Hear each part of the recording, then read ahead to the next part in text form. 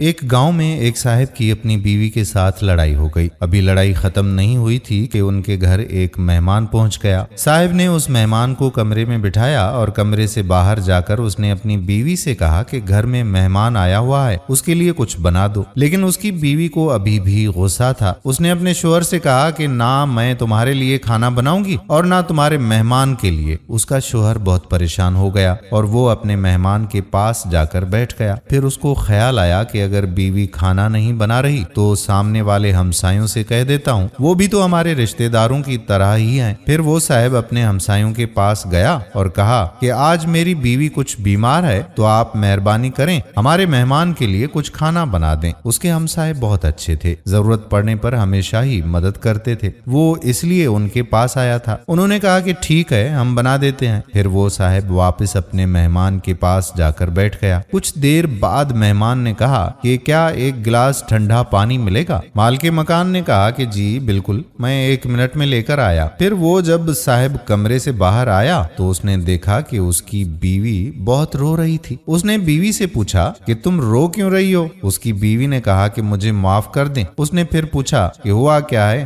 بات تو بتاؤ۔ بیوی نے کہا کہ پہلے آپ مجھے معاف کر دیں پھر بتاؤں گی۔ شوہر نے کہا کہ میں نے تمہیں اپنے دل سے معاف کیا۔ پھر بیوی نے کہا کہ جب آپ نے مجھ سے کہا تھا کہ مہمان کے لیے کھانا بنا دو اور میں نے منع کر دیا تھا، اس کے بعد مجھے خیال آیا کہ لڑائی تو آپ کی اور میری ہے، مہمان کا بھلا اس میں کیا قصور؟ میں پھر کھانا بنانے کے لیے کچن میں گئی اور دیکھا کہ آٹے کی بوری میں سے ایک سفید رنگ کا کوئی آدمی باہر نکلا اور اس نے کہا کہ ڈرو مت، میں تمہارے آٹے میں سے مہمان کا حصہ لینے آیا ہوں، کیونکہ مہمان کا کھانا تو ہمسایوں کے گھر میں بن رہا ہے۔ یہ کہہ کر وہ چلا گیا۔ دوستو، اس واقعے سے ثابت ہوتا ہے کہ مہمان بعد میں آتا ہے لیکن اس کا رزق پہلے۔ ہمیں بھی اپنے مہمانوں کے ساتھ اچھا سلوک رکھنا چاہیے۔ ویڈیو پسند آئی ہو تو شیئر ضرور کر دیں۔ آنے والی ویڈیو تک اپنے میزبان قادر بخش کلہوڑو کو اجازت دیجیے۔ اللہ حافظ۔